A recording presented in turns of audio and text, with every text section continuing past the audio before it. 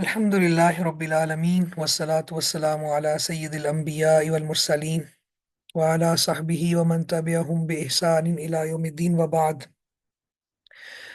औज़ु बिल्लाहि मिनश शैतानिर रजीम। वला तसुब्बुल लज़ीना यदऊन मिन दूनिल्लाहि फयसुब्बुल्लाह अदवन बिगैरि इल्मिन कज़ालिका ज़य्यन्ना लिकुल्लि उम्मतिन अमलहुम सुम्मा इला रब्बिहिम मर्जिउहुम फयुनब्बिउहुम बिमा कानू यअमलून। वला तसुब्बुल लज़ीना, और न गाली दो उन लोगों को, यदऊन मिन दूनिल्लाही, जिन्हें ये लोग अल्लाह के सिवा पुकारते हैं। और उन्हें गाली मत दो जिन्हें ये लोग अल्लाह के सिवा पुकारते हैं। फयसुब्बुल्लाह अदवन बिगैर इल्म, बस वो ज्यादती करते हुए बगैर इल्म के अल्लाह को गाली देंगे। कजालिका, इसी तरह, ज़य्यन्ना, हमने मुज़य्यन कर दिया, लिकुल्ली उम्मतिन अमलहुम, हर उम्मत के लिए उनका अमल, सुम्मा इला रब्बिहिम, फिर उनके रब की तरफ, मरजिउहुम, उनका मर्जा है, उनका लौटना है। फयुनब्बिउहुम, तो वो उन्हें बताएगा, बिमा कानू यअमलून, जो कुछ वो किया करते थे। बा मुहावरा देख लेते हैं, फिर इंशाल्लाह इस तफसील और तफसीर पे बात करेंगे इंशाल्लाह। और उन्हें गाली ना दो जिन्हें ये लोग अल्लाह के सिवा पुकारते हैं, बस वो ज्यादती करते हुए बगैर कुछ जाने अल्लाह को गाली देंगे। इसी तरह हमने मुज़य्यन कर दिया हर उम्मत के लिए उनका अमल, फिर उनके रब की तरफ उनका लौटना है, तो वो उनको बताएगा जो वो अमल करते थे या जो वो किया करते थे। इस आया मुबारका में सबसे पहले तो एक लफ्ज इस्तेमाल हुआ है, वला तसुब्बुल लज़ीना, सब्बा यसुब्बु, गाली देना, लान तान करना, मलामत करना। हदीस में भी ये लफ्ज इस्तेमाल हुआ है, अल्लाह के नबी सल्लल्लाहु अलैहि वसल्लम ने अपने सहाबा के बारे में ये बात इरशाद फरमाई है, ला तसुब्बु असहाबी, मेरे साथियों को बुरा ना कहो, उनको गाली ना दो।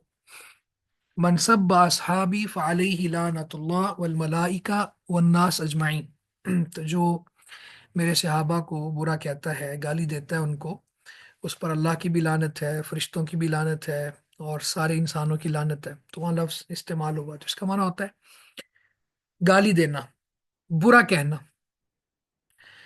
दूसरी बात, यहाँ पे अल्लाह ताला ने रोक दिया कि माबूदाने बातिला को गाली ना दो, हालांकि वो बातिल माबूद है, और अल्लाह का पार्टनर उनको इन लोगों ने बनाया हुआ है।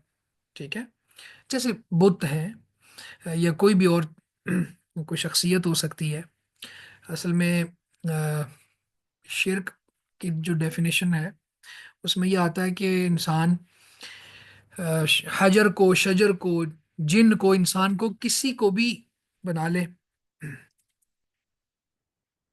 किसी को भी बना ले अल्लाह का पार्टनर, तो ये माबूदाने बातिला होते हैं। ठीक है, तो अल्लाह रब्बुल इज़्ज़त ने यहाँ पे माबूदाने बातिला को गाली देने से मना कर दिया।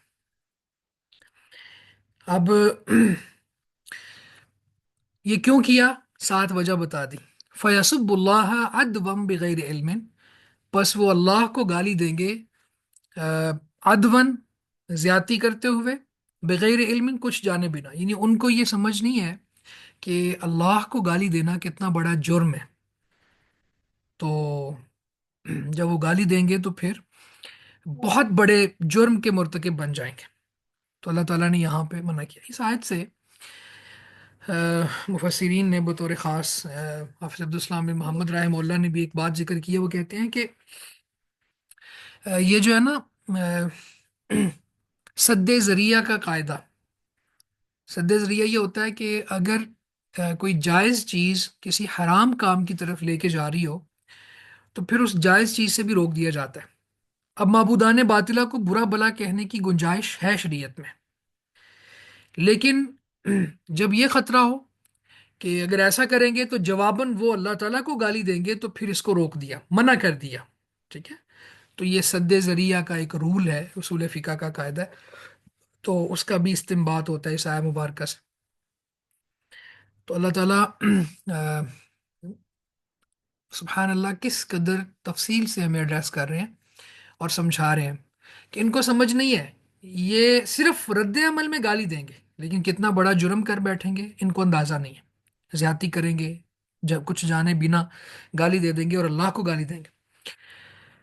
حدیث مبارکہ میں بھی اللہ کے نبی صلی اللہ علیہ وسلم نے یہ بات ارشاد فرمائی کہ اپنے والدین کو گالی نہ دیا کرو۔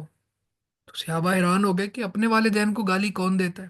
تو آپ نے فرمایا کہ جب تم کسی کے والدین کو گالی دو گے تو خود ایسی ہے جیسے اپنے والدین کو گالی دینے کا، چونکہ سبب بن جاؤ گے نا۔ تو یہ یہاں سے ایک بات سمجھ آئے۔ پھر اس کے بعد اللہ تعالیٰ فرماتے ہیں کذالک زینا لکل امت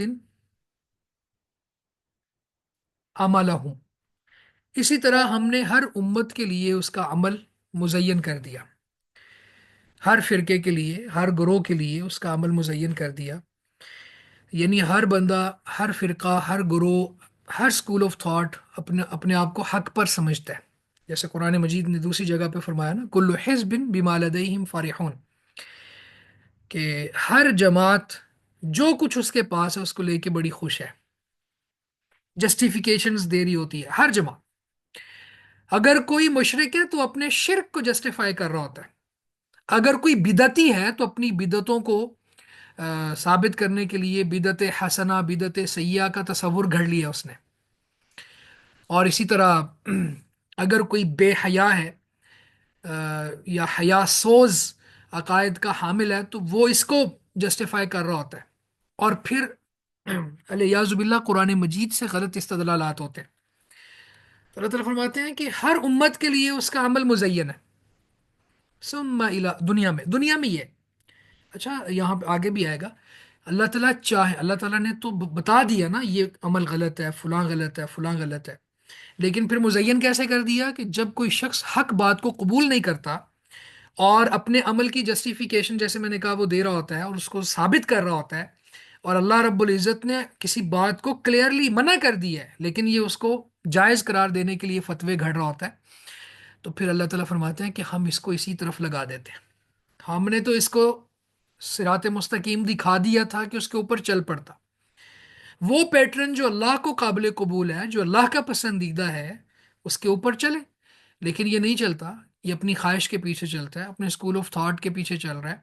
تو اللہ تعالیٰ فرماتے ہیں کہ پھر ہم ہر فرقے کے لیے ان کے عمل کو مزین کر دیتے ہیں، پھر اسی میں خوش ہو جاتا ہے وہ۔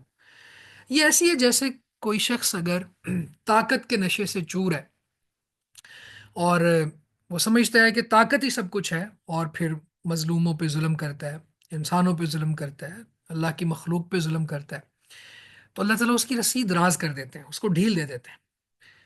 وہ یہ سمجھ رہا ہوتا ہے شاید میں سچا ہوں، حالانکہ وہ سچا نہیں ہوتا، بلکہ اس کے اوپر اور زیادہ گواہیاں ڈال کے اتمام حجت کے بعد اللہ تعالیٰ اس کو کیا کریں گے، ثم الی ربہم مرجعہم، پھر ان کے رب کی طرف لوٹنا ہوگا۔ تو جب اللہ کے پاس آئیں گے تو پھر سورہ ابراہیم میں بھی یہ مضمون موجود ہے کہ کوئی شخص یہ نہ سمجھے کہ اللہ تعالیٰ ان ظالموں کے ظلم سے، سب سے بڑا ظلم شرک ہے نا، اور بھی دوسرا بھی ظلم کی 3 ڈیفینیشنز ہم نے پڑھی تھی یہاں پہ، یہ چیز آپ نوٹ کر لیں۔ ایک ظلم ہوتا ہے کوئی بھی گناہ، ہر گناہ کو بھی ظلم کہا جاتا ہے، جیسے اللہم انی ظلمت نفسی ظلما کثیرا، یہ دعا سکھائی آپ نے ابو بکر صدیق رضی اللہ تعالیٰ عنہ کو، اور ان کے واسطے سے ہم تک پہنچی۔ تو کوئی بھی گناہ ہے یہ بھی ظلم ہے، اور اسی طرح کسی کو اس کا حق نہ دینا، وضع الشیء فی غیر محلہ، یہ بھی ظلم ہے۔ اور تیسرا جو سب سے بڑا ظلم ہے وہ کیا ہے، ان شرک لظلم عظیم، شرک یہ بہت بڑا ظلم ہے۔ تو یہ بھی گناہ ہے لیکن گناہوں میں سب سے بڑا گناہ۔ تو اب یہ خوش ہے کہ میں صحیح لگا ہوا ہوں، میں صحیح کام کر رہا ہوں، لیکن اللہ تعالیٰ فرماتے ہیں کہ تم اللہ کو غافل نہ سمجھو، جو ظالم لوگ کام کر رہے ہیں، جو ظلم کر رہے ہیں، ظلم کی داستانیں رقم کر رہے ہیں، اللہ کے ساتھ شریک بنا کر، گناہوں کبیرہ گناہوں پر اصرار کر کے، یا پھر اللہ کی مخلوق کو پریشان کر کے. تو اللہ تعالیٰ نے ان سب چیزوں کو مؤخر کیا ہوا ہے اس دن کے لیے جس دن آنکھیں پتھرا جائیں گی. تو یہاں بھی کیا فرمایا کہ ہم نے ہر امت کے لیے ان کے عمل کو مزین کر دیا، پھر ان کے رب کی طرف لوٹنا ہوگا. فَيُنَبِّئُهُم بِمَا كَانُوا يَعْمَلُونَ، تو وہ ان کو بتائے گا جو وہ کیا کرتے تھے. یعنی اللہ تعالیٰ ایک ذرہ برابر بھی کسی کی نیکی ہوگی تو اللہ وہ بتائے گا، اور ذرہ برابر بھی کسی کا گناہ ہوگا تو وہ اس کو وہاں دیکھ لے گا. وَمَن يَعْمَلْ مِثْقَالَ ذَرَّةٍ شَرًّا يَرَهُ، ذرہ برابر بھی نیکی ہوگی تو بھی وہ اس کو دیکھ لے گا، برائی ہوگی تو بھی وہ اس کو دیکھ لے گا.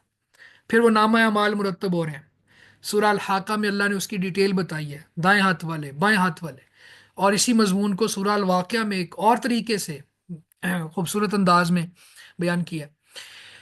تو یہ اللہ تعالیٰ پھر بتائے گا، اور پھر اسی عمل کے بنیاد پہ اللہ تعالیٰ بدلہ دیں گے.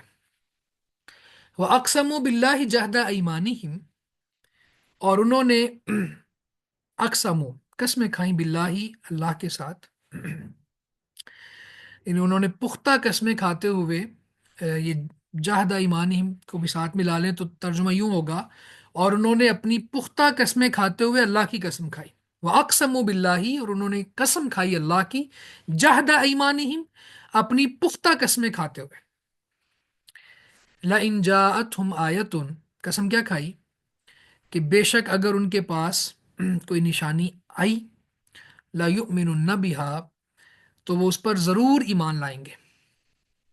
قل کہہ دیجئے انما الآیات عند اللہ، نشانیاں تو صرف اللہ کے پاس ہیں.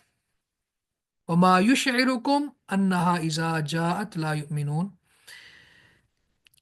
اور آپ کو کیا چیز معلوم کرواتی ہے کہ جب وہ آئیں گی تو یہ ایمان نہیں لائیں گے.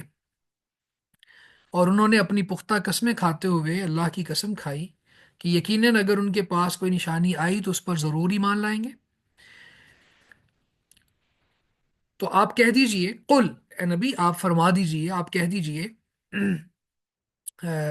تمہیں کیا چیز معلوم کرواتی ہے. آپ کہہ دیجئے کہ انما الآیات عند اللہ، نشانیاں تو اللہ کے پاس ہیں، اور آپ کو کیا چیز معلوم کرواتی ہے کہ جب وہ آ جائیں تو یہ ایمان نہیں لائیں گے. ابھی سایہ مبارکہ میں اصل میں بڑے عجیب قسم کے مطالبے کرتے تھے مشرکین مکہ، یعنی معجزات کے ظہور کا مطالبہ کرتے تھے.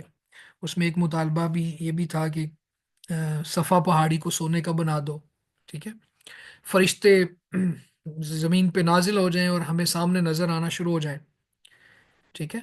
اور اسی طرح کے عجیب عجیب قسم کے ان کے مطالبے تھے، یعنی کوئی نہ کوئی نشانی ہے. اور ساتھ میں قسمیں کھاتے تھے، پختہ قسمیں کھاتے تھے کہ نشانی ہمارے اکارڈنگ جو نشانی آپ لے آئیں گے، جو ہمارا مطالبہ ہے یہ پورا ہو جائے گا تو پھر ہم ایمان لے آئیں گے.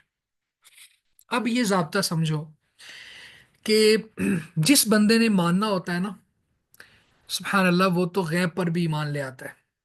اور جس بندے نے نہیں ماننا ہوتا اور وہ ہٹ درمی کا شکار ہوتا ہے تو وہ معجزات کو دیکھنے کے بعد بھی نہیں مانتا.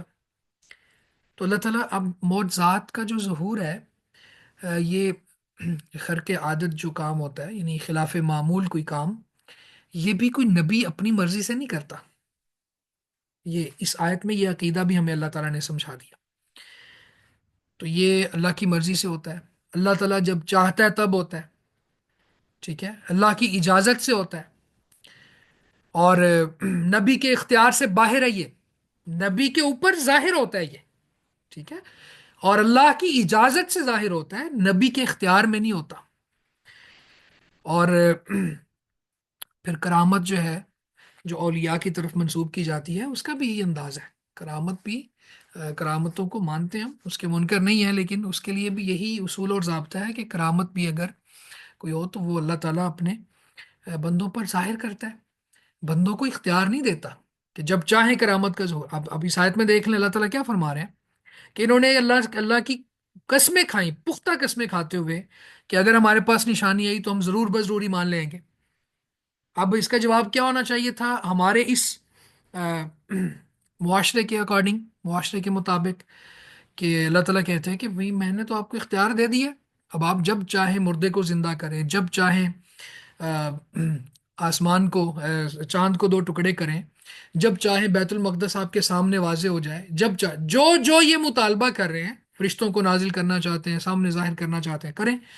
یہ جواب ہوتا نا، یعنی ہمارے ہاں ایک اسکول آف تھاٹ ہے، اس کا نظریہ یہ ہے کہ یہ جواب ہونا چاہیے تھا کہ نبی کو اختیار دے دیا گیا ہے، اب آپ جو مرضی چاہیں ظاہر کریں۔ اگر نشانی دکھانے سے ایمان لے آتے ہیں تو یہ تو پھر نبی کو تو چاہیے نشانیاں دکھاتا ہی چلا جائے۔ لیکن اللہ تعالیٰ کیا فرماتے ہیں، سبحان اللہ، قل انما الآیات عند اللہ، کہہ دیجئے نشانیاں تو اللہ کے پاس ہے۔ معلوم یہ ہوا کہ نشانی نبی کے اختیار میں نہیں ہے، معجزہ نبی کے اختیار میں نہیں ہے، یہ خلاف عادت خلاف معمول کام ہے، اس کا نام معجزہ ہے، اور معجزہ اللہ تعالیٰ کی اجازت سے ہے۔ جب نبی چاہے گا تب نہیں ہوگا، جب اللہ چاہے گا تب ہوگا، اللہ نے اس کا کلی اختیار نہیں دے دیا۔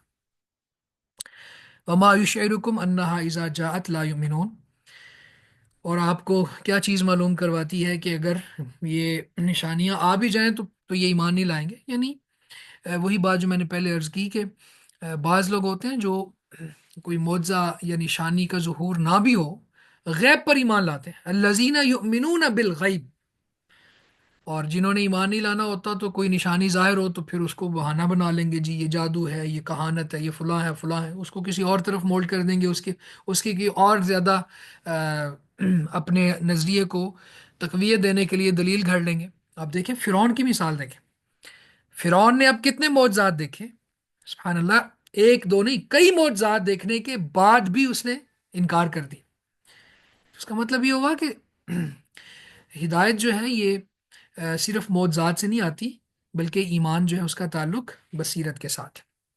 وَنُقَلِّبُ أَفْئِدَتَهُمْ وَأَبْصَارَهُمْ كَمَا لَمْ يُؤْمِنُوا بِهِ أَوَّلَ مَرَّةٍ وَنَذَرُهُمْ فِي طُغْيَانِهِمْ يَعْمَهُونَ وَنُقَلِّبُ أَفْئِدَتَهُمْ، اور ہم ان کے دلوں کو پھیر دیں گے، وَأَبْصَارَهُمْ، اور ان کی آنکھوں کو، اور ہم ان کی آنکھوں دلوں اور ان کی آنکھوں کو پھیر دیں گے، کما لم یؤمنوا به اول مرہ، جیسے وہ اس پر پہلی بار ایمان نہیں لائے، وناظرهم فی طغیانہم یعمہون، اور ہم انہیں چھوڑ دیں گے اپنی سرکشی میں بھٹکتے پھریں گے، اور ہم ان کے دلوں اور ان کی آنکھوں کو پھیر دیں گے جیسے وہ اس پر پہلی بار ایمان نہیں لائے، اور انہیں چھوڑ دیں گے اپنی سرکشی میں بھٹکتے پھریں گے۔ تو یہاں پہ اللہ تعالیٰ یہ بات ارشاد فرما رہے ہیں کہ جب یہ پہلے معجزے ان کے سامنے آئے تو معجزات کو دیکھ کر ایمان نہیں لائے، تو اب معجزے آئیں گے تو بھی انہوں نے ایمان نہیں لانا، ٹھیک ہے؟ تو یعنی جو بندہ مسلسل ہٹ درمی کا شکار ہو، انکار پر انکار کر رہا ہو، اور اس کے بد عملیاں بہت زیادہ ہو جائیں، تو پھر اللہ تعالیٰ اس سے ہدایت کی توفیق چھین لیتا ہے۔ یعنی جو بار بار مسلسل انکار کر رہے ہیں، قرآن مجید بھی پڑھتا ہے تو خامیاں نکالنے کے لیے معاذ اللہ، رسول اللہ کی سیرہ کو اسٹڈی کرتا ہے تو کیڑے نکالتا ہے، خامیاں نکالنے کی کوشش کرتا ہے۔ آپ کے تعدد ازواج کو، یعنی آپ نے جو تعدد زواج، آپ نے ایک سے زیادہ شادیاں کی، اس کو بنیاد بنا کے، عائشہ رضی اللہ تعالی عنہ کے ساتھ جو آپ کا ایج ڈفرینس تھا اس کو بنیاد بنا کے عجیب عجیب قسم کی باتیں کرتا ہے، اور ہر وقت یہ شریعت اسلامیہ میں کوئی نہ کوئی تان کرنے کی سوچتا ہے، اور پھر اس کے اعمال بھی بہت برے ہیں، کافروں کا حمایتی ہے، ان کے ساتھ کھڑا ہوا ہے۔ آپ اس کی مثال سمجھنا چاہیں تو ابراہیم علیہ السلام کے والد کو دیکھ لیں، کہ گھر میں بیٹا موجود ہے، اور بچپن سے ہی بہت کچھ واضح ہونا شروع ہو گیا ہے، اور چلتے چلتے چلتے اتنا کچھ واضح ہونے کے باوجود بھی جب اس نے کفار کا ساتھ دیا، مشرکین کا ساتھ دیا، اور جلانے والوں کی صف میں کھڑا ہو گیا، تو اللہ نے ہدایت کی توفیق چھین لی، اور پھر وہ کفر کی حالت پہ مر گیا۔ تو یہ اللہ تعالیٰ فرماتے ہیں کہ ہم ان کے دلوں کو اور ان کی آنکھوں کو پھیر دیں گے، جیسے وہ پہلے ایمان نہیں لائے، معجزات دیکھنے کے بعد بھی ایمان نہیں لائیں گے۔ اب دیکھیں پہلے بھی ایمان نہیں تھا، میں نے مثال دی ابراہیم علیہ السلام کے والد کی، پہلے بھی ایمان نہیں تھا، پھر معجزات دیکھے تو بھی ایمان نہیں ہے، پھر آگ میں جلانا چاہا، آگ گلو گلزار بن گئی تو بھی ایمان نہیں ہے۔ ایسے لوگوں سے پھر اللہ تعالیٰ ہدایت کی توفیق چھین لیتا ہے۔ یہ جو نقلب کا لفظ ہے، اس سے مجھے ایک دعا یاد آ گئی۔ اللہ کے نبی صلی اللہ علیہ وسلم جب اپنی بیوی ام سلمہ، مومنوں کی ماں، ان کے گھر جاتے رضی اللہ تعالیٰ عنہ، تو میں سلمہ کہتی ہیں کہ آپ بہت زیادہ یہ دعا پڑھتے تھے، یا مقلب القلوب ثبت قلبی علی دینک، ہے دلوں کو پھیرنے والے، ہے میرے دل کو دین پر ثابت رکھ۔ تو میں نے پوچھ لیا، اے اللہ کے رسول، آپ بہت زیادہ یہ دعا پڑھتے ہیں، تو آپ نے فرمایا کہ ساری مخلوق کے دل اللہ تعالیٰ کی دو انگلیوں کے درمیان ہے، اللہ تعالیٰ جدھر چاہے پھیر دے۔ تو اس کا مطلب یہ ہے کہ ہمیں اللہ تعالیٰ سے استقامت کی دعا کرنی چاہیے، اللہ تعالیٰ سے سا- دین پر ثابت قدمی کی دعا کرنی چاہیے، کیونکہ ایک وقت آئے گا، اللہ کے رسول فرماتے ہیں کہ بندہ صبح کو مومن ہوگا، شام کو کافر ہو جائے گا، شام کو مومن ہوگا، صبح کو کافر ہو جائے گا۔ یہ فتنوں کا دور ہوگا، دنیا کی خاطر اپنے دین کو بیچ دے گا، ٹھیک ہے؟ تو ہمیں بہت زیادہ اللہ تعالیٰ سے یہ دعا مانگنی چاہیے کہ اے اللہ تو ہمارے دل کو دین پر ثابت رکھ۔ پھر فرمایا وَنَذَرُهُمْ فِي طُغْيَانِهِمْ يَعْمَهُونَ، اور ہم انہیں چھوڑ دیں گے اپنی سرکشی میں بھٹکتے پھریں گے، یعنی پھر ہدایت کی توفیق چھین لی جائے گی، مزید سرکشی کریں گے۔ یہ ہماری ایک جو جلد تھی یہ پوری ہو گئی ہے، پارا نمبر 7 پورا ہو گیا۔ پارا نمبر 8 سے آگے اگلی، مجھے یہ بتائیں، آج آخری دن ہے تو آپ نے کچھ، اگر بہت زیادہ سوالات ہیں تو ہم اس طرف جاتے ہیں، ورنہ ہم اس کو کمپلیٹ کر لیتے ہیں، کچھ اور پڑھ لیتے ہیں۔ مجھے بتائیں پھر ہم سٹارٹ کریں۔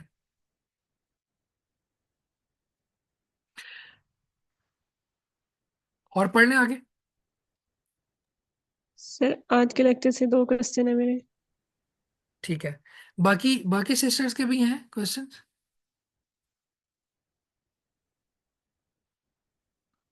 میرا خیال ہے ابھی نا یہ جو دوبارہ لنک جوائن کرواؤں گا نا، تب ہم سوالات پہ بات کر لیں گے، تب ہم اور نہیں پڑھیں گے، کچھ پڑھ لیتے ہیں اللہ کی توفیق سے، جو جتنی ہماری قسمت میں آیات ہیں، پھر ہم آخر میں سوالات لیتے ہیں۔ 8واں پارہ شروع ہوتا ہے، یہاں پہ اللہ تعالیٰ فرماتے ہیں وَلَوْ أَنَّنَا نَزَّلْنَا إِلَيْهِمُ الْمَلَائِكَةَ، اور اگر ہم ان کی طرف فرشتے اتار دیتے، وَكَلَّمَهُمُ الْمَوْتَى، اور ان سے مردے بات کرتے، کلام کرتے، گفتگو کرتے، وَحَشَرْنَا عَلَيْهِمْ كُلَّ شَيْءٍ قُبُولًا، اور ہم ہر چیز ان کے سامنے لا کے جمع کر دیتے، مَا كَانُوا لِيُؤْمِنُوا إِلَّا أَن يَشَاءَ اللَّهُ، تو بھی وہ ایسے نہ تھے کہ اللہ پر ایمان لاتے، مگر یہ کہ اللہ چاہے، وَلَكِنَّ أَكْثَرَهُمْ يَجْهَلُونَ، اور لیکن ان کے اکثر جہالت سے کام لیتے ہیں، جہالت برتتے ہیں۔ اور اگر ہم ان کی طرف فرشتے نازل کر دیتے اور ان سے مردے گفتگو کرتے اور ہم ہر چیز ان کے سامنے لا کے جمع کر دیتے، تو بھی وہ ایسے نہ تھے کہ ایمان لے آتے، مگر یہ کہ اللہ چاہے، اور لیکن ان کے اکثر جہالت سے کام لیتے ہیں۔ اب یہاں پہ اللہ رب العزت نے یہ بات ارشاد فرمائی کہ اگر ہم فرشتے نازل کر دیتے، یہ ایک بہت بڑا مطالبہ تھا مشرکین مکہ کا، کہ فرشتے آئیں، ہم سے باتیں کریں، ہم سے گفتگو کریں، وہ نازل ہو جائیں۔ اور اللہ تعالیٰ فرماتے ہیں کہ اگر ان کا یہ مطالبہ پورا کر لیا جائے۔ دوسرا، وَكَلَّمَهُمُ الْمَوْتَى، مردے ان سے باتیں کریں، کلام کریں، مردے اٹھیں اور گفتگو کرنا شروع ہو جائے، تو یہ بھی مطالبہ تھا، اگر یہ بھی پورا کر دیا جائے۔ وَحَشَرْنَا عَلَيْهِمْ كُلَّ شَيْءٍ قُبُلًا، اور ہر چیز ہم ان کے سامنے جمع کر دیں، ہر چیز لا کے، جو جو بھی مطالبات ہیں ان کے، جو جو بھی ڈیمانڈز ہیں، وہ سب پوری کر دیں۔ تو ہر چیز سے مراد ان کے مطالبے ہیں، ڈیمانڈز ہیں، ٹھیک ہے؟ یعنی اس سے مراد، ہر چیز سے مراد یہ نہیں ہے کہ دنیا جہان کی جتنی بھی چیزیں ہیں وہ سامنے آ جائیں، ان کے مطالبے مراد ہیں۔ جیسے سورہ نمل میں ہدہد نے ملکہ سبا کے بارے میں کہا تھا، وہ اوتیت من کل شیء، اور اس کو ہر چیز دی گئی، ٹھیک ہے؟ تو اب اس عورت کو، ملکہ سبا کو ہر چیز تو نہیں دی گئی تھی نا، حکومت سے متعلقہ، سلطنت سے متعلقہ چیزیں دی گئی تھی، تو لیکن وہاں بھی من کل شیء، ہر چیز، تو یہاں بھی وحشرنا علیہم کل شیء، ہر چیز ان کے سامنے لے۔ تو ہر چیز سے مراد ان کے مطالبے ہیں، سارے مطالبے ہیں اگر وہ پورے کر دیے جائیں۔ تو اللہ تعالیٰ فرماتے ہیں ما کانوا لیؤمنوا الا ان یشاء اللہ، تو بھی یہ ایمان نہیں لائیں گے مگر جو اللہ چاہے۔ اب یہاں پہ دو باتیں ہیں۔ ایک بات تو پچھلی آیت کے ساتھ ہی منسلک ہے کہ اتنا کچھ دیکھنے کے بعد بھی اتنے معجزات کے ظہور کے بعد بھی اگر وہ آ، مزید مطالبے کریں، وہ بھی پورے کر دیے جائیں، تو اگر ہٹ درم لوگ ہیں، اللہ نے توفیق ہی ان سے چھین لی ہے، تو پھر معجزات کا ان پہ اثر نہیں ہوگا، پھر بھی وہ ایمان نہیں لائیں گے۔ دوسری بات یہاں پہ یہ ہے کہ اللہ یہ شاء اللہ، مگر یہ کہ اللہ چاہے، اللہ چاہے تو پھر ہٹ درم سے ہٹ درم بھی مومن ہو جائے۔ سبحان اللہ۔ ہے، کوئی کتنا ہی دین کا مخالف کیوں نہ ہو، اللہ چاہے تو اس کا دل موم کر دے اور اس کو اسلام قبول کروا دے۔ جیسے یہ بہت سی مثالیں ملتی ہیں۔ میں نے آپ کو یہاں پہ ابو سفیان کا واقعہ بیان کیا تھا کہ وہ بدر میں بھی مکہ کے لشکر کا سالار تھا، احد میں بھی مکہ کے لشکر کا سالار تھا، بدر میں خیر وہ قافلہ لے کے نکل گیا تھا لیکن اہل مکہ کے ساتھ ہی تھا، اسی نے خط لکھا تھا، اسی نے پیغام رساں بھیجا تھا، جس کی وجہ سے ابو جہل ایک لشکر جرار تیار کر کے لایا تھا۔ اور غزوہ خندق میں بھی ایسے ہی تھا، غزوہ احزاب میں بھی وہ سپہ سالار تھا، اور ایک صحابی نے تو تیر بھی نکال کے کمان پہ چڑھا لیا تھا لیکن وہ رک گیا۔ تو اللہ تعالیٰ نے ابو سفیان کو اسلام کی توفیق بخشی اور وہ دائرہ اسلام میں داخل ہو کے رسول اللہ کے صحابی بن گئے۔ تو اللہ تعالیٰ چاہے تو کسی کو بھی ہدایت دے دے۔ خالد بن ولید رضی اللہ تعالیٰ عنہ کو دیکھ لیں۔ اب احد میں جو ایک شاہ سوار دستہ تھا جس نے درے کے راستے سے حملہ کر دیا تھا، اس کی کمان کس کے ہاتھ میں تھی؟ خالد بن ولید رضی اللہ تعالیٰ عنہ کے ہاتھ۔ تو جس طرح ابو سفیان رضی اللہ تعالیٰ عنہ کو اللہ تعالیٰ نے اسلام کی توفیق دے دی، خالد بن ولید کو بھی دے دی، اور بھی بہت سے ہیں۔ وحشی بن حرب کو دیکھ لیں، حضرت حمزہ کا قاتل، نیزہ مارا۔ تو اللہ تعالیٰ جسے چاہے ہدایت دے دیتا ہے، لیکن اللہ تعالیٰ کا ضابطہ یہ ہے کہ جو ہدایت مانگتا ہے اس کو ملتی ہے، جو ہدایت کی طرف آنا چاہتا ہے اس کو اللہ تعالیٰ توفیق دیتا رہتا ہے، اور جو ہدایت سے دور بھاگتا ہے اللہ تعالیٰ بھی اس کو محروم کر دیتے ہیں۔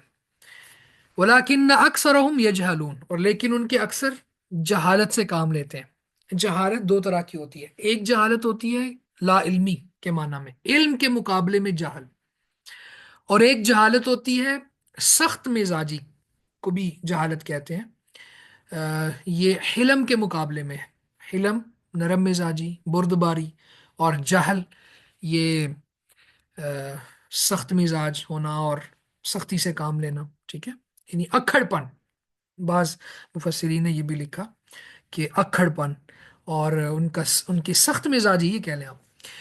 تو فرمایا کہ ان کے اکثر ایسے ہی ہیں۔ اللہ رب العزت تو ہدایت دینا چاہتا ہے، اس نے تو دروازے بھی دکھا دیے اور ہدایت کا رستہ بھی بتلا دیا۔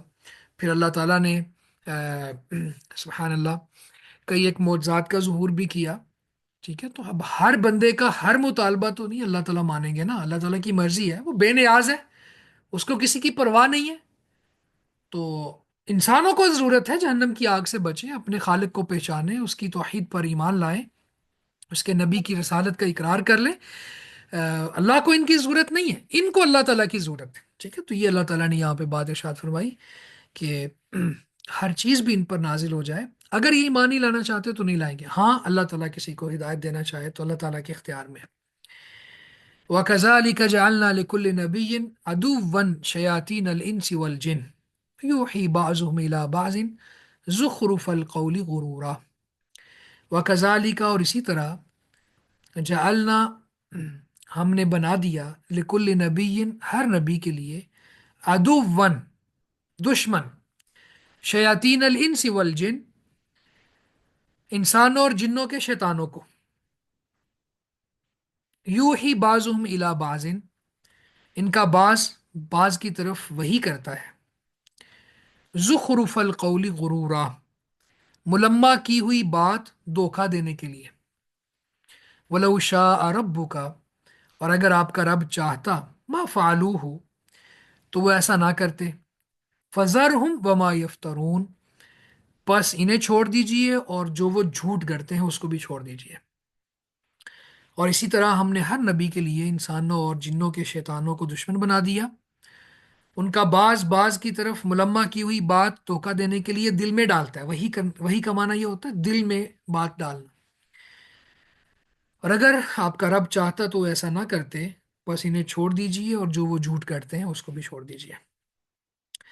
اب اس آیہ مبارکہ میں اللہ تعالیٰ نے ایک بات ارشاد فرمائی کہ اللہ نے انسانوں اور شیاطین میں سے یعنی جنوں میں سے جو شیاطین ہیں وہ نبی کے دشمن بنا دیے۔ معلوم یہ ہوا کہ جس طرح جنوں میں سے شیاطین ہوتے ہیں، جنات میں سے، اسی طرح انسانوں میں سے بھی ہوتے ہیں۔ اور جنوں انس کے شیاطین آپ سے دشمنی کر رہے ہیں۔ تو اللہ تعالیٰ یہاں پہ نبی علیہ السلام کو تسلی بھی دے رہا نا کہ اگر آپ کے ساتھ دشمنی ہو رہی ہے تو ہر نبی کے ساتھ ہی ایسا ہوتا تھا، تو آپ پریشان نہ ہوں، صبر و استقلال کے ساتھ استقامت کا مظاہرہ کرتے ہوئے چلتے چلے جائیں۔ یعنی صرف آپ کے ساتھ ایسا نہیں ہو رہا کہ انسانوں اور جنوں میں سے آپ کے دشمن شیاطین بن گئے ہیں، بلکہ ہر نبی کے ساتھ ہی ایسا ہوا۔ ایک یہ تسلی بھی ہے۔ پھر دوسری بات اللہ تعالیٰ فرماتے ہیں کہ وہ جو شیاطین ہیں ان کا بعض بعض کی طرف ملمہ کی ہوئی بات، زخرف اصل میں کہتے ہیں خلاف حقیقت کسی چیز کو، القول آ گیا تو بات، ملمہ کی ہوئی بات، یعنی وہ بات ایسے نہیں ہے لیکن اس کو اوپر سے، جیسے اس کو ایک فینومنا ہے یہ سائنس کا، الیکٹرو پلیٹنگ، یعنی لوہے کی چیز پہ سونے کا پانی چڑھا دو، یہ ہے زخرف القول۔ تو بات جھوٹی ہے لیکن اس کو مزین ایسا کر دو دھوکہ دینے کے لیے کہ لوگوں کے اندر رائج ہو جائے۔ تو اسی طرح یہ دیکھیں نا کہ کہتے ہیں جی ما نعبدہم الا لیقربونا الی اللہ زلفا، ہم جو اللہ کے علاوہ کسی کی عبادت کرتے ہیں نا وہ اس لیے نہیں کرتے کہ ان کو ہم الہ مانتے ہیں، ہم تو معبود یعنی اللہ کے قریب ہونے کے لیے ان کی عبادت کرتے ہیں۔ اب یہ ہے زخرف القول غرورہ کی ایک مثال۔ تو اللہ تعالیٰ فرماتے ہیں کہ یہ بعض اسی طرح ہر چیز کو مزین کر دیتے ہیں، اور دھوکہ دینے کے لیے جھوٹ بول کر اور چیزوں کو ملمہ سازی کے ذریعے مکس اپ کر کے شیاطین ایک دوسرے کے ساتھ چیزوں کو شیئر کرتے ہیں، وہ آگے پھیلا دیتے ہیں، پھر مخلوق میں انسانوں میں پھیل جاتی ہے بات، پھر لوگ اس کا شکار ہو جاتے ہیں۔ تو یہ فتنے ڈالنے کی مختلف طریقے اور انداز ہیں۔ پھر اللہ تعالیٰ فرماتا ہے وَلَوْ شَاءَ رَبُّكَ مَا فَعَلُوا، اور اگر آپ کا رب چاہے تو ایسا وہ نہ کر سکے۔ یعنی اس کا مطلب قطعاً یہ نہیں ہے کہ انسانوں اور جنوں کے شیاطین کی طاقت اللہ سے زیادہ ہے۔ اللہ تعالیٰ کے دائرہ اختیار سے وہ نکل سکتے ہیں؟ نہیں نکل سکتے۔ اللہ تعالیٰ نے جو ان کو یہ اختیار دے دیا ہے، پورا پورا موقع دے دیا ہے، تو یہ اللہ تعالیٰ کی حکمت کا تقاضا تھا کہ اللہ تعالیٰ ان کو ڈھیل بھی دیتا ہے، اللہ تعالیٰ رستہ بھی دکھاتا ہے، دونوں رستے دکھاتا ہے، اور پھر یہی آزمائش ہے۔ تو کوئی یہ نہ سمجھے کہ اب شیطان اللہ تعالیٰ سے معاذ اللہ طاقت والے ہو گئے ہیں، جنات اور انسان اور ان میں سے بعض اللہ تعالیٰ کو بائی پاس کر سکتے ہیں، ایسا نہیں ہو سکتا۔ فَذَرْهُمْ وَمَا يَفْتَرُونَ، بس ان کو چھوڑ دیجئے اور جو وہ آ، جھوٹ گڑتے ہیں اس کو بھی چھوڑ دیں، آپ ان کی پرواہ نہ کریں۔ اللہ تعالیٰ گویا کہ اپنے نبی کو تسلی دے رہے ہیں کہ ہم ان سے نمٹ لیں گے، آپ پریشان نہ ہوں۔ وَلِتَصْغَىٰ إِلَيْهِ، اور تاکہ مائل ہو جائیں اس کی طرف، أَفْئِدَةُ دل، الذین ان لوگوں کے، لا یؤمنون بالآخرہ جو آخرہ پر ایمان نہیں رکھتے، وَلِيَرْضَوْهُ اور تاکہ وہ اسے پسند کریں، وَلِيَقْتَرِفُوا مَا هُمْ مُقْتَرِفُونَ اور تاکہ وہ بھی وہی برائیاں کریں جو یہ کرنے والے ہیں،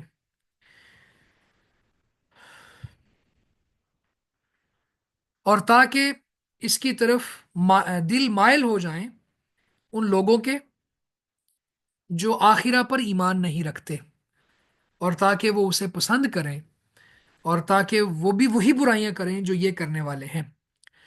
اب اس آیہ مبارکہ میں اللہ تعالیٰ نے ان کے وہ جو زخرف القول غرورہ ہے نا اس کی وضاحت فرمائی کہ تاکہ وہ اس کے ساتھ دھوکہ دیں، اور دھوکے میں کون آئے گا؟ جو آخرت پر ایمان نہیں رکھتا۔ یہ بات بڑی اہم ہے، اس کو پلے باندھ لینا چاہیے کہ جس کا آخرہ پر جتنا یقین کم ہوگا اتنا ہی وہ دنیا کی باتوں میں کے دھوکے میں آ جائے گا، شیطان کے دھوکے میں آ جائے گا، دنیا کی رنگینیاں اس کو اپنی طرف اٹریکٹ کریں گی۔ آپ یوں سمجھ لیں یہ وائس ورثہ چلیں گی چیزیں، یعنی ان کے اندر نسبت ہے کہ اگر آخرہ کا ایمان زیادہ ہو جائے گا، دنیا کے فتنوں سے انسان بچتا چلا جائے گا، اور اگر دنیا کی آخرہ کا ایمان کم ہوتا چلا جائے گا تو دنیا کے فتنے انسان کو جکڑتے چلے جائیں گے اور وہ دنیا کے دھوکے میں آ جائے گا۔ تو اس لیے آخرہ پر ایمان کا ہونا یہ بہت ضروری ہے، اور اس ایمان کا مضبوط ہونا اس سے زیادہ ضروری ہے۔ تو فرمایا کہ جو آخرہ پر ایمان نہیں رکھتے وہ اس جھوٹ کی طرف مائل ہو جائیں گے جو شیاطین نے بنایا ہے۔ لوگ کہتے ہیں نا جی بیوی بچوں کو پالو، نماز پڑھ کے کیا کرنی ہے؟ ٹھیک ہے، حصول رزق حلال عین عبادت ہے، تو کوئی بات نہیں، اگر نماز کمپرومائز ہوتی ہے، آپ اپنی جاب کو ترجیح دو، آپ اپنے بزنس کو دیکھو، اس کو ڈیل کرو، نمازوں کی خیر ہے۔ اب یہ دھوکے کی بات ہے، کہتے ہیں جی یہ بھی تو عبادت ہے نا، اب ایک عبادت کو کرتے ہوئے دوسری عبادت جو ہے وہ کمپرومائز ہوتی ہے تو کوئی مسئلہ نہیں ہے۔ اب یہ شیطان کی طرف سے دھوکے کی بات ہے، اور اس طرح کی بے شمار مثالیں ہیں کہ انسان اور جنوں میں سے جو شیطان ہے وہ انسان کو دھوکے۔ اب انسانوں میں سے شیطان کیا ہے؟ وہ کہتا ہے جی اٹھ کے نماز کے لیے جا کے کیا کرنا ہے، کوئی بات نہیں، ادھر بیٹھو، جوانی ہے ہماری، مستانی ہے، اب جو مرضی کریں، بعد میں بڑھاپے میں پڑھ لینا نا، اور پھر یہ کچھ ہی دنوں کے بعد جوانی میں ہی فوت ہو جاتا ہے۔ تو یہ دھوکا ہے۔ تو آخرہ پر جس کا یقین ہوگا وہ اٹھے گا، اس کو شدید سردی میں بھی وضو کرنا مشکل نہیں لگے گا، اس کو شدید سردی میں بھی اپنا کمبل چھوڑ کے جائے نماز پر کھڑا ہونا مشکل نہیں لگے گا، وہ کسی دھوکے میں نہیں آئے گا، وہ کسی فتنے کا شکار نہیں ہوگا۔ تو یہ اللہ تعالیٰ نے ہمیں ضابطہ سکھا دیا جو ایک پریکٹیکل ضابطہ ہے، اگر ہم اس پہ عمل کر لیں، یقین جانے کہ دنیا کی محبت مائنس ہو جاتی ہے، آخرت کی محبت پلس ہونا شروع ہو جاتی ہے، اور بندہ اللہ تعالیٰ سے ملاقات کی خواہش رکھتا ہے۔ اور اللہ کے نبی صلی اللہ علیہ وسلم فرماتے ہیں من احب لقاء اللہ احب اللہ لقاءہ، جو اللہ تعالیٰ سے ملاقات کی امید رکھتا ہے، محبت اس بات کو پسند کرتا ہے کہ اللہ تعالیٰ سے ملاقات کرے، تو اللہ تعالیٰ بھی اس کی ملاقات کو پسند کرتا ہے۔ تو فرمایا کہ جو آخرہ پر ایمان نہیں لاتے ان کے دل اس دھوکے کی طرف مائل ہو جائیں گے اور یہ اس کو پسند کریں گے، اور جو گناہ باقی وہ شیاطین کر رہے ہیں تو یہ لوگ بھی کرنا شروع ہو جائیں گے۔ یہاں پہ دو لفظ بھی سمجھ لیں، ایک ہوتا ہے اکتسب یکتسب، اکتساب، ٹھیک ہے، یہ بھی لفظ قرآن مجید میں آیا کئی جگہوں پر، تو اس کا معنی ہوتا ہے اچھی کمائی یا بری کمائی۔ نیکیوں کے لیے بھی وہ لفظ بولا جاتا ہے اور برائیوں کے لیے بھی بولا جاتا ہے، اور کانٹیکسٹ ہمیں بتا دیتا ہے کہ یہاں پہ یہ لفظ نیکیوں کے لیے استعمال ہوا ہے یا برائی کے لیے استعمال ہوا ہے، اکتسب یکتسب، اکتساب۔ اور دوسرا یہ لفظ ہے اقترف یقترف، ٹھیک ہے، ولیقترف، یہ والا، تو یہ گناہ کے بارے میں ہوتا ہے، یعنی یہ گناہ کمانے کو کہتے ہیں، اس میں نیکی کا احتمال نہیں ہوتا۔ لنک دوبارہ جوائن کر لیں، 1 منٹ سے کم رہ گئی ہماری میٹنگ کا ٹائم، اسی لنک کو دوبارہ جوائن کرنا ہے، ٹھیک ہے جی۔